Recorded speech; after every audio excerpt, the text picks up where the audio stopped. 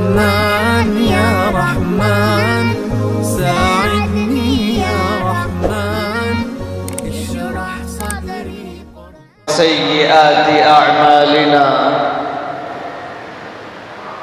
من يهده الله فلا مضل له ومن يضلله فلا هادي له ونشهد أن لا إله إلا الله وحده لا شريك له ونشهد أن سيدنا وسندنا ومولانا محمدا عبده ورسوله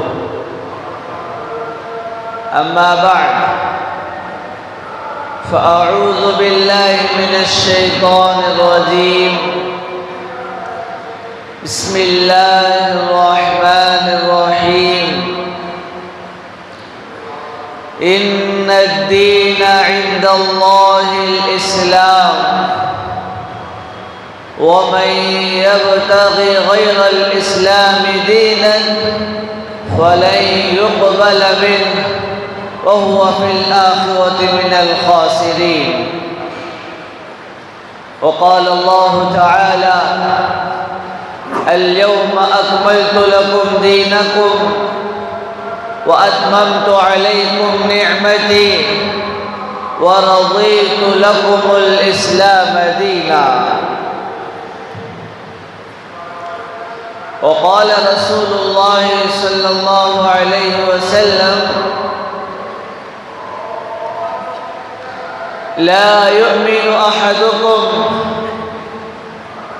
حتى يكون هواه تبعا لما جئت به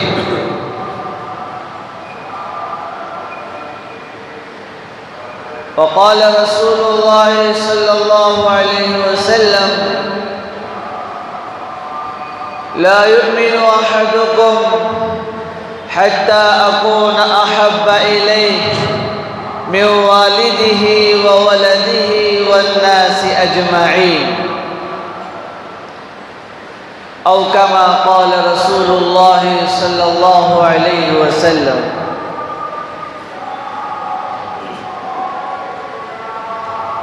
اللهم صل على محمد في أول كلامنا وصل على محمد في أوسط كلامنا وصل على محمد وعلى جميع الأنبياء والمرسلين في جميع كلامنا صلاة دائما بدوام ربنا لا نهاية له ولا أمد له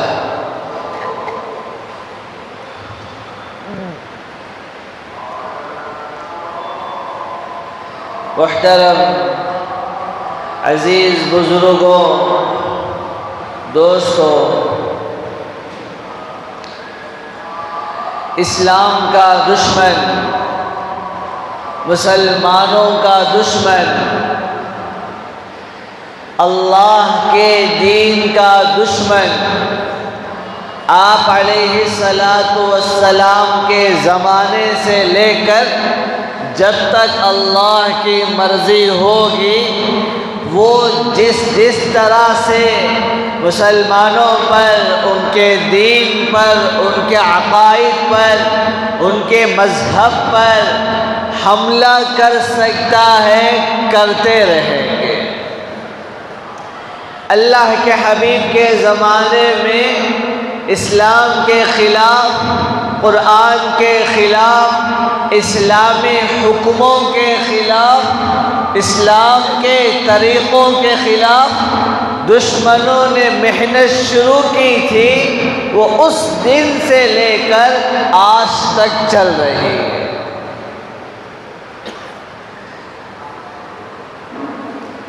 دوستی نبھانے کے لیے چالاک ہونا ضروری نہیں ہے۔ بھولا آدمی، سادہ سیدھا آدمی پھر دوستی نبھا لیتا ہے، لیکن دشمنی اتارنے کے لیے، اپنے دشمن کو نقصان پہنچانے کے لیے اچھا خاصا دماغ چاہیے، اچھا خاصا منصوبہ چاہیے، اچھا خاصا پلان چاہیے کہ کیسے ہم اپنے دشمن کو زیادہ سے زیادہ نقصان پہنچا سکیں۔ اس کے لیے عقل، دماغ، سوچ سب کچھ چاہیے ہوتا ہے۔ تو پہلے ہی دن سے مسلمانوں پر اور مسلمان جو دین علم کے اعتبار سے کم علم رکھتے ہیں ان پر ان کے دین کو خراب کرنے کے لیے، ان کو مسلمان رکھ کر بھی اسلام کو ان کی زندگی سے چھین لینے کے لیے دشمن نے کام شروع کیا ہوا تھا۔ اب ان کی محنتوں کا آج سے چند سالوں پہلے تک ایک نقصان ہوتا تھا، وہ یہ کہ ہم مسلمانوں میں سے بڑی تعداد نے، ہزاروں لاکھوں مسلمانوں نے بہت سارے وہ کام جو ہمارے اسلام میں نہیں، ہمارے مذہب میں نہیں، نبی کی حدیث میں نہیں، اللہ کی کتاب میں نہیں، صحابہ کی زندگی میں نہیں، اولیاء اللہ کے طریقوں میں نہیں، کسی کے پاس بھی نہیں ہے، لیکن مسلمانوں نے اس کو دین سمجھ کر اپنا لیا ہے، سمجھا وہ دین ہے، سمجھا وہ رسول اللہ کا طریقہ ہے، سمجھا کہ وہ اللہ کے حبیب سے محبت کا تقاضا ہے، حالانکہ کچھ بھی نہیں ہے، بلکہ وہ بہت سارے کام اللہ کے حبیب کے قول کے مطابق، آپ کے کہنے کے مطابق، کل بدعۃ ضلالہ وکل ضلالۃ فی النار، ہر نئی چیز جو میرے حبیب نے نہیں بتائی تھی اس کو دین سمجھنا، دین سے دور ہو جانا ہے، اور جو دین سے دور ہو جاتا ہے وہ جہنم میں چلے جاتا ہے۔ امام مالک رحمہ اللہ نے یہاں تک ارشاد فرمایا، کوئی چیز جو دین میں شامل نہیں ہے، بہت چیزیں ہیں جیسے ہمارے یہاں ربیع الاول میں چند کام ہوتے ہیں، رجب میں چند کام ہوتے ہیں، سفر میں چند کام ہوتے ہیں، کیا کیا ہوتے ہیں آپ سوچ لیجیے، گھروں میں، محلوں میں، گلیوں میں۔ امام مالک رحمۃ اللہ علیہ فرماتے ہیں، اگر کسی نے کسی نئی چیز کو دین بنا کر پیش کیا، یہ دین مانا، نعوذ باللہ، اس نے گویا کہ یوں کہا کہ محمد مصطفیٰ صلی اللہ علیہ وسلم نے دین پہنچانے میں کمی کر دی تھی، نعوذ باللہ۔ اس کا یہ کہنا ہے اللہ کے حبیب نے پورا دین نہیں بتایا، اس لیے اب میں نے جو چیز نہیں بتائی ہے وہ بھی دین ہے، اللہ کے حبیب بتانے سے رہ گئے تھے۔ سوچ کر دیکھیں کتنی بڑی بات ہے، اللہ کے حبیب کے بارے میں ایسا خیال پیدا ہونا یا ایسا مان لینا، کہنا ضروری نہیں ہے، آپ، میں اور آپ اپنے عمل سے دکھا رہے ہیں یہ کام اللہ کے دین میں تھا، نبی بتا بغیر چلے گئے تھے، کتنی بڑی بات ہو جائے۔ تو دشمن نے وہ مسلمان جن کو دین کا علم زیادہ نہیں، دینی مجلسوں میں آتے نہیں، علماء سے تعلق نہیں، مسجد سے ان کا زیادہ تعلق نہیں، تو ایسے مسلمانوں میں غیروں نے، دشمنوں نے بہت ساری چیزیں دین کے نام پر گھسا دیا تھا، جس کو ہم بدعات کہتے ہیں۔ شادی کے بدعتیں ہیں، بچہ پیدا ہوا تو بدعتیں ہیں، عقیقے کے بدعتیں ہیں، منگنی کی بدعتیں ہیں، الگ الگ مہینے میں الگ الگ بدعتیں ہیں، یہ سب غیروں نے گھسا دیا۔ آپ کو اس سے پہلے ایک مثال دیتا ہوں۔ ایک یہودی تھا، کٹر عیسائی دشمن تھا، عیسائی جو چرچ کو مانتے ہیں ان کا کٹر دشمن تھا، اس کی دشمنی پوری عیسائی دنیا جانتی تھی کہ کمبخت ہمارا سب سے بڑا دشمن ہے۔ اس نے اپنی طاقت سے، اپنے پاور سے، اپنے عہدے سے بہت نقصان پہنچایا عیسائیت کو، لیکن اسے تسلی نہیں ہوئی۔ کتنا بھی نقصان پہنچایا، اس کے دل کو سکون نہیں ملا۔ تو اس کو دماغ میں ایک دن شیطان نے ایک اور بات ڈالی۔ شیطان نے اسے ایک بار یہ سمجھایا، تو اپنی دشمنی کا پوری بھڑاس نکالنے کا ایک ہی راستہ ہے۔ کیا راستہ ہے؟ کہا تو عیسائی ہونے کا ڈھونگ کر، عیسائی ہونے کا ڈھونگ مچا کر عیسائی بن جا۔ تو اس کو یہ بات سمجھ میں آئی۔ اس نے ایک دن بہت سے عیسائیوں کو جمع کیا اور پھر ممبر پر کرسی پہ کھڑے ہو کے اس نے بیان کیا۔ پھر بیان میں کہا، اصل بات یہ ہے کہ رات کو جب میں سویا تھا، میرے خواب میں عیسو مسیح آئے تھے، انہوں نے مجھے ڈرایا، دھمکایا، اور پھر مجھے انہوں نے حکم دیا کہ میں یہودیت کو چھوڑ کر عیسائی ہو جاؤں۔ اب میں تم نہ سب کو گواہ بنا کر کے جاؤ، آج سے میں پکا عیسائی ہوں۔ سب خوش ہو گئے کہ دشمن آج ہمارا ہو گیا۔ لیکن تاریخ میں لکھا ہے، وہ جس دن عیسائی بنا تھا، اس دن سے لے کر مرنے تک اس نے عیسائی مذہب کو آگ لگا دیا۔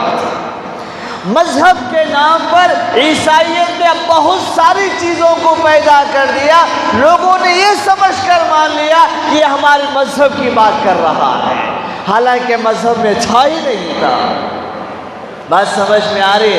ایسا ہی ہوا کہ ہم مسلمانوں میں بہت ساری چیزوں کو غیروں نے، دشمنوں نے محنت کر کے اسلام کے نام پر ٹھوس دیا۔ ہم سوچ کر دیکھیں ہم محرم میں کیا کیا کرتے ہیں۔ حالانکہ اللہ کے حبیب ایک مرتبہ راستے سے گزر رہے تھے، کوئی اجنبی وہاں سے گانا گاتے ہوئے گزر رہا تھا، تو آپ علیہ السلام کے کانوں میں پڑی۔ آپ نے فرمایا کہ گانا، میوزک دل میں نفاق کو پیدا کر دیتی ہے۔ ہم یاد کریں ہمارے یہاں مسلمان محرم میں کیا کیا کرتے ہیں۔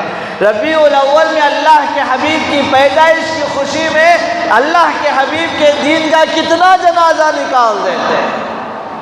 یہ سب ہم نے یا غیروں نے ہم پر محنت کر کے دین کے نام پر ٹھوس دیا، اور میں اور آپ بہت سارے مسلمان اپنا پیسہ، اپنا وقت، اپنی طاقت اس خوشی میں لگاتے ہیں اللہ کے حبیب خوش ہو جائیں گے، اللہ راضی ہو جائیں گے۔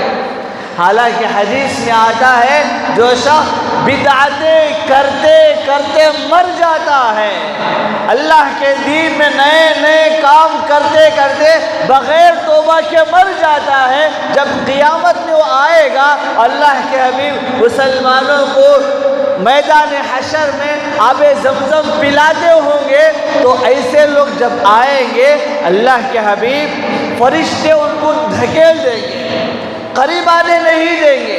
اللہ کے حبیب پوچھیں گے، یہ تو میرے امتی ہیں، ان کو بھیجو پانی پینے کے لیے، پیاس سے تڑپ رہے ہوں گے۔ فرشتے کہیں گے، یا رسول اللہ آپ کے امتی تو ہیں، لیکن انہوں نے آپ کے دین میں نئے نئے کام کیے تھے، نئے نئے چیزوں کو شروع کر رکھا تھا، اور دین سمجھ کر اس کو کرتے تھے، بغیر توبہ کے ہی مر گئے۔ حدیث میں آتا ہے اللہ کے حبیب ان سے ناراض ہو کر اپنا چہرہ ہی موڑ لے۔ بزرگوں سوچ کر دیکھے، قیامت میں اللہ کے حبیب چہرہ موڑ لے تو آپ کا میرا کون ساتھ دے گا؟ کتنی ڈرنے کی بات ہے کہ ہم کسی بھی چیز کو، غلط چیز کو، ایک ضائع چیز کو دین سمجھ کر کرنے لگے۔ تو دشمن نے ایک کام تو یہ کیا، اب یہ دشمن کا یہ حملہ ان مسلمانوں پر زیادہ سخت رہا جو دین سے دور ہیں، نہ جماعت سے ان کا تعلق، نہ مسجد سے ان کا تعلق، نہ بیانات سے، نہ بزرگوں سے، کسی سے بھی تعلق نہیں۔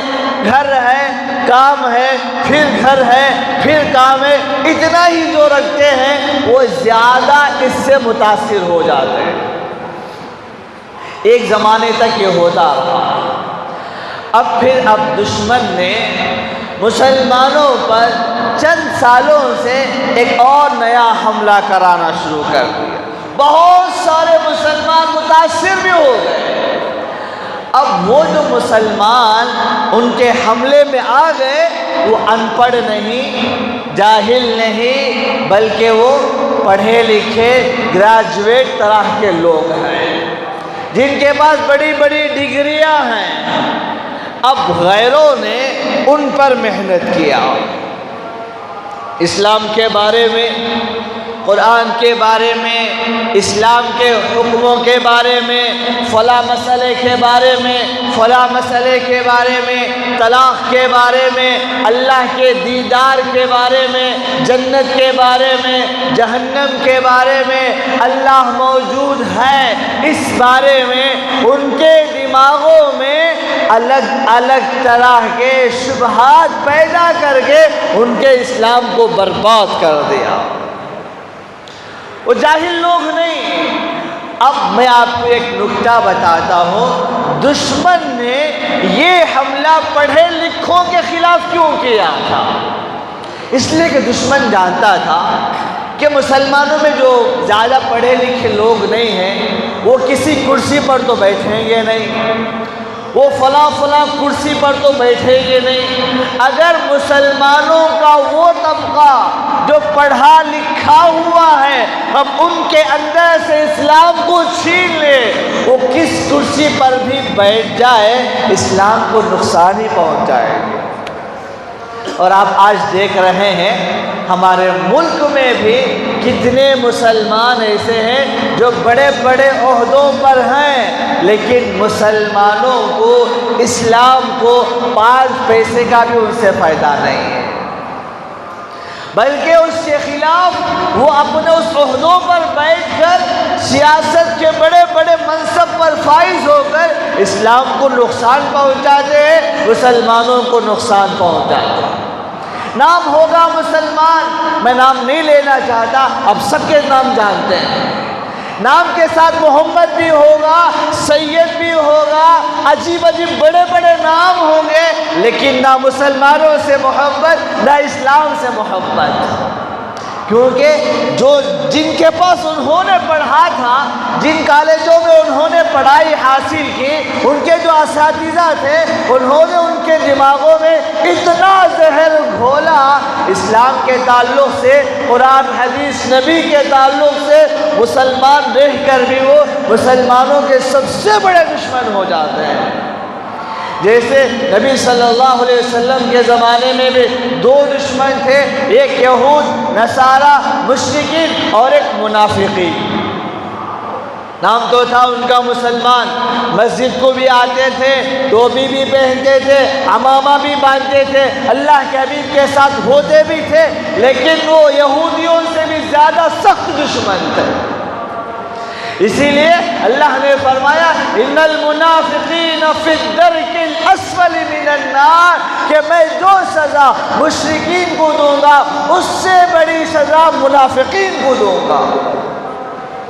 تو یہ مسلمان ایسے ہی کچھ ہوتے ہیں، ان کے دلوں میں اسلام کے تعلق سے اطمینان نہیں ہوتا، ان کے دماغوں میں یہ ہوتا ہے اسلام پرانا ہو چکا ہے، اسلام کے قانون پرانے ہو چکے ہیں، کیا وہ قانون جو 1400 سال پہلے اترا تھا اب تک کام آ سکتا ہے؟ اسلام کے عقائد عقل سے جڑتے نہیں ہیں۔ مسلمان کہتے ہیں اللہ ہے، اللہ کہاں ہے؟ اللہ ہو تو دکھنا چاہیے، جو چیز ہوتی ہے وہ نظر آتی ہے، جو چیز ہوتی ہے وہ نظر آتی ہے، اللہ ہے تو دکھتے کیوں نہیں ہے؟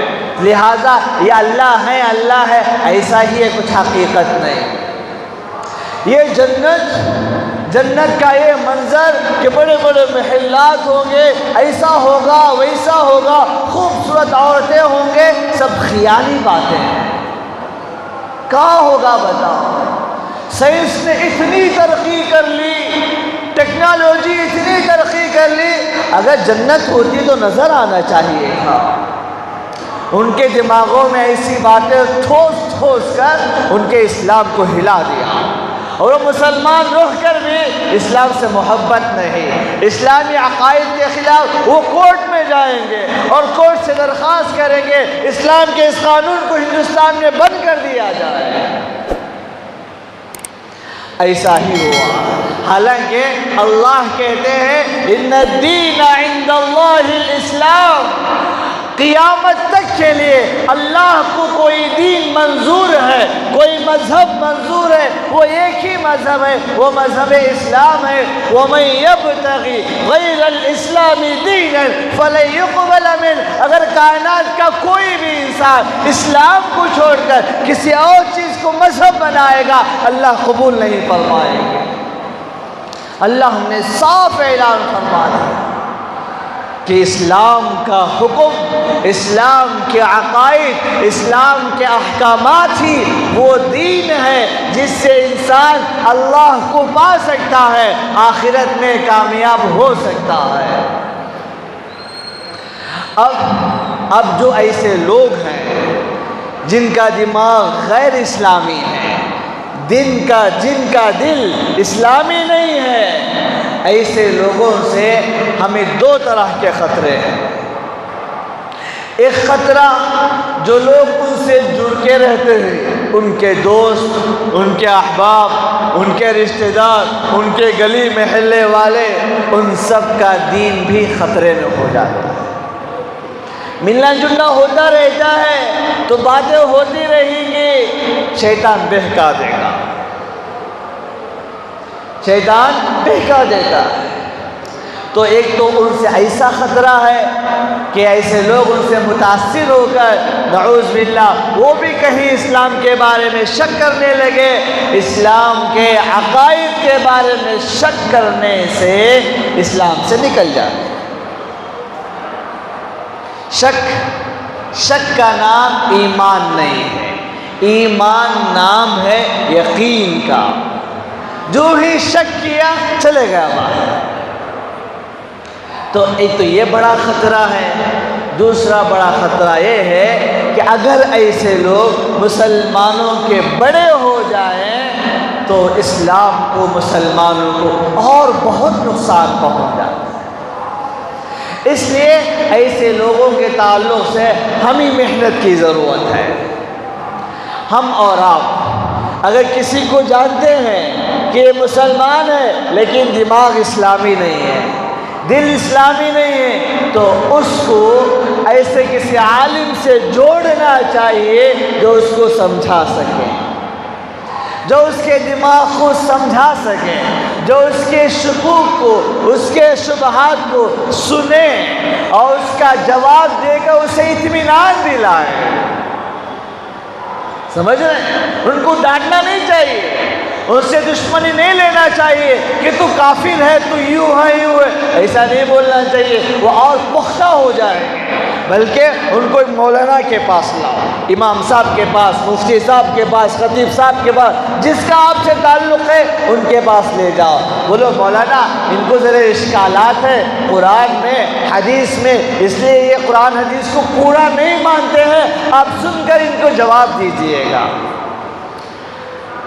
اگر مولانا مناسب سمجھے تو خود ہی جواب دے دیتے، اگر کسی وجہ سے مناسب نہ لگے تو وہ کسی اور مولانا کے پاس لے جائیں گے یا ان کا ایڈریس دے دیں گے، بھئی فلاں سے ملاقات کرو، تو وہ ان کو اچھا سمجھا سکتے ہیں۔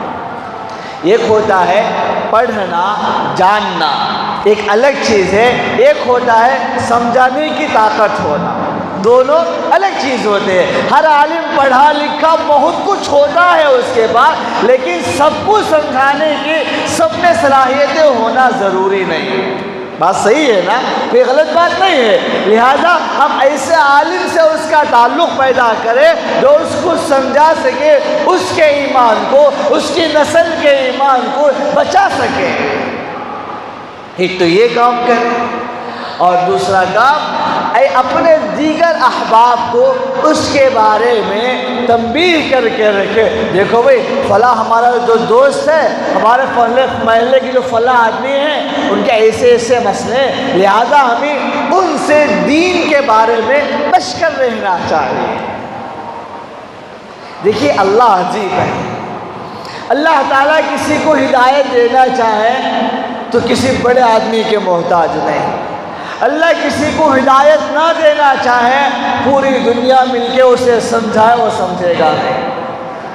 کتابوں میں ایک واقعہ لکھا ہے، ایک انگریز تھا تو انگریز ہی، لیکن اس نے قرآن پڑھا، حدیث پڑھا، نبی کی سیرت پڑھی، اور اس نے بہت سارے سوالات جمع کیے اسلام کے خلاف کہ اسلام کی یہ چیز غلط ہے، یہ غلط ہے، یہ غلط ہے. اسلام کہتا ہے قبر میں عذاب ہوگا، کھولے تو کبھی دکھا کیا؟ آگ تو دکھنے والی چیز ہے، آگ دکھتی کیوں نہیں؟ اسلام کہتا ہے قبر میں اگر نیک آدمی ہو تو جنت کی کھڑکیاں کھل جاتی ہیں. کبھی ہم نے کتنے لوگوں کی قبریں کھلی ہوئی دیکھی، کبھی تو کھڑکی دکھی نہیں.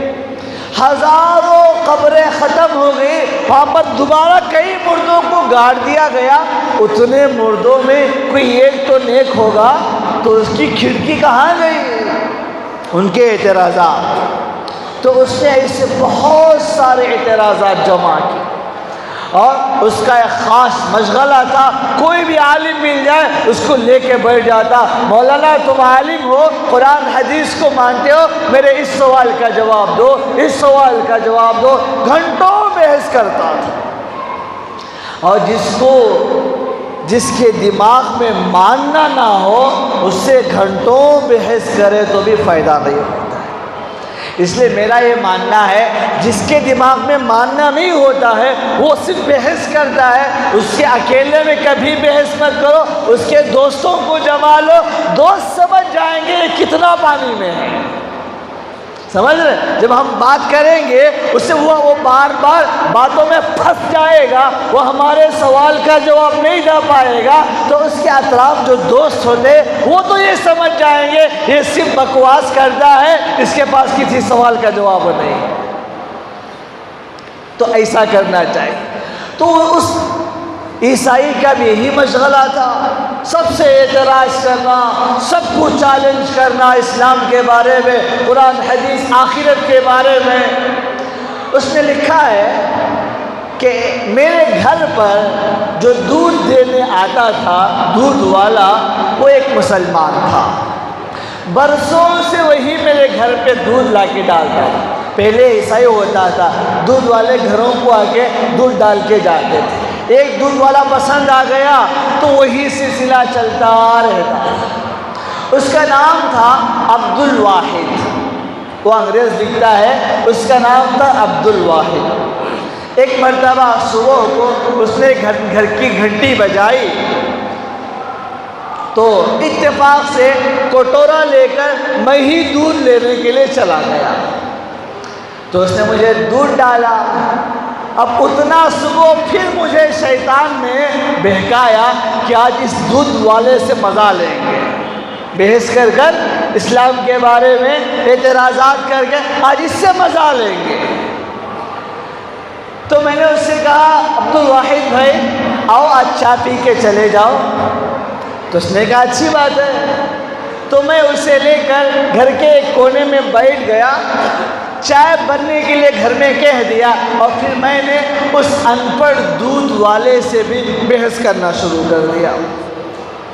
اب وہ تو تھا بیچارہ دودھ والا، اسے کیا دلائل معلوم، کیا مسائل معلوم، لیکن بہت دیر تک بات ہوتی رہی. جب چائے آ گئی، چائے بھی ختم ہو گئی، تو اس نے جاتے جاتے مجھ سے ایک بات کہی. مسئلہ یہ چل رہا تھا ہم دونوں کے بیچ میں، یہ جو تم مسلمان کہتے ہو مرنے کے بعد آخرت ہے، جنت ہے، جہنم ہے، اسے ثابت کرو. وہ قرآن پڑھتا، حدیث کی کچھ باتیں بولتا، اردو میں سب کو نہیں مانتا تھا۔ تو اس نے جاتے ہوئے مجھ سے یہ کہا، صاحب 2 باتوں میں سے ایک بات تو پکی ہے۔ میں نے پوچھا کیا؟ اس نے کہا یا تو تمہاری بات پکی ہے کہ آخرت میں کچھ نہیں، یا میری بات پکی ہے آخرت میں سب کچھ ہے، جنت جہنم سب کچھ ہے۔ میں نے کہا ہاں یہ تو بات ہے، 2 میں سے ایک ہوگا۔ پھر اس نے کہا صاحب سنو، اگر بات تمہاری صحیح نکلی کہ نہ جنت ہے نہ جہنم میں کچھ بھی نہیں ہے، اور میں مان کے مر بھی گیا، میرا کیا نقصان؟ سمجھ میں آیا؟ آخرت نہیں ہے، جنت جہنم کچھ بھی نہیں ہے، میں مان کر مر گیا، اب پھر کچھ بھی نہیں تھا تو میرا کچھ بھی نقصان نہیں ہوا۔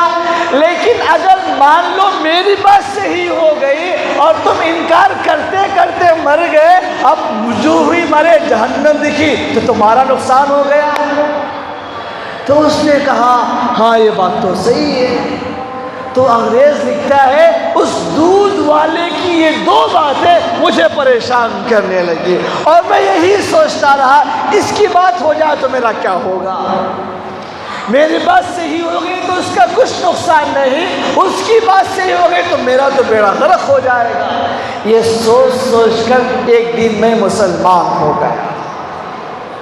بزرگوں یہ ہے اللہ ہدایت دینا چاہے جیسے بھی اللہ ہدایت دے دے، لیکن مسئلہ یہ ہے یہ جو کالجوں کی تعلیم ہے، اور خاص کر عیسائی کالجوں کی جو تعلیم ہے، اس سے بڑھ کر وہ عیسائی کالجز جو عیسائی ملکوں میں ہیں، وہاں کی جو تعلیم ہے وہ آپ کو سب کچھ سکھائیں گے۔ آپ کالج میں گئے تھے ڈاکٹر بننے کے لیے، آپ کو بڑا ڈاکٹر بنائیں گے، انجینئر بننے کے لیے وہ آپ کو انجینئر بنائیں گے۔ اب جو بننے کے لیے جائیں گے وہ آپ کو ضرور بنائیں گے، لیکن وہ اس بنانے کی 2 سال 3 سال 1 سال کی مدت میں تھوڑا تھوڑا اسلام کے خلاف، اسلامی عقائد کے خلاف وہ آپ کے دماغ میں زہر گھولتے رہتے ہیں۔ کتابوں میں لکھا ہے ایک عیسائی ملک میں بعض مسلمان بچے بھی پڑھتے ہیں، تو ایک دن ایک ٹیچر آیا، اس کا کام تھا کتاب پڑھا کے جانا، لیکن عیسائیوں کا اپنا مشن یہ ہے ہم ہر میدان میں اپنے مذہب کا کام کریں۔ عیسائیوں کا مشن یہ ہے ہم کچھ بھی بن جائیں، اپنے ہر میدان میں عیسائیت کا کام کریں گے، اسلام کو ختم کرنے کی کوشش کریں۔ تو وہ ٹیچر آیا اور اس نے آتے ہی جو مسلمان بچے سب تھے کلاس میں، ایک سوال یوں دماغ میں گھونسا کہ دنیا میں ایک مذہب ہے وہ کہتا ہے کہ اللہ ہے، اللہ ہے تو دکھنا چاہیے، اللہ ہے تو دکھنا چاہیے، چونکہ سائنس یہی کہتا ہے جو چیز ہوتی ہے وہ دکھتی ہے، جو نہیں ہوتی وہ نہیں دکھتی۔ تو بچے مان لے۔ ایک مسلمان بچہ نوجوان تھا جس کا تعلق جماعت کے لوگوں سے تھا، جماعت کے لوگوں کے ساتھ بیٹھنا اٹھنا، حدیث کی کتاب سننا، اللہ رسول کی باتیں سننا۔ وہ کھڑا ہو گیا، اس نے کہا استاد صاحب آپ غلط کہہ رہے ہیں، آپ غلط کہہ رہے ہیں۔ اس نے پوچھا کیسے غلط ہے آ کر بتاؤ۔ تو وہ اپنی جگہ سے اٹھ کر استاد صاحب کے پاس گیا اور پھر اس نے استاد صاحب سے پوچھا آپ کو سمجھ نہیں ہے؟ استاد سے غصہ آ گیا کہ کوئی بچہ کوئی شاگرد استاد سے کہے نہ سمجھ ہو سمجھ نہیں ہے تو غصہ تو آئے گا ہی، بے ادبی ہے۔ استاد نے کہا کیسی بات کرتے ہو، میں پڑھاتا ہوں، ٹیچر ہوں، لیکچر ہوں، وہی سمجھدار تو ہوں۔ تو اس نے بتایا آپ کی سمجھ کیا ہے مجھے ذرا دکھاؤ، آپ کی سمجھ، آپ ہے نا سمجھدار، آپ کی سمجھ کیا ہے دکھاؤ مجھے۔ وہ پریشان ہو گیا، اس نے کہا سمجھ ہوتی دکھتی نہیں ہے۔ تو اس نے کہا اللہ ہوتے ہیں اب دکھتے نہیں ہیں، اللہ بھی ہیں اب تم ہی اس دنیا میں نظر نہیں آتے ہیں۔ تو یہ ہماری محنت ہونی چاہیے. یہ جو لوگ ہیں جو پڑھے لکھے ہو کر اسلام پر، مسلمانوں پر، اللہ کے دین پر اطمینان نہیں ہے، وہ ہمارے لیے بہت نقصان دہ ہے. ہمارے ملک کے لیے، ہمارے مذہب کے لیے بھی بہت نقصان دہ ہوتے ہیں. ایسے لوگوں پر بھی ہم کو محنت کرنا چاہیے. تو آپ اگر ایسے لوگوں کو جانتے ہیں تو میں نے 2 کام بتائے.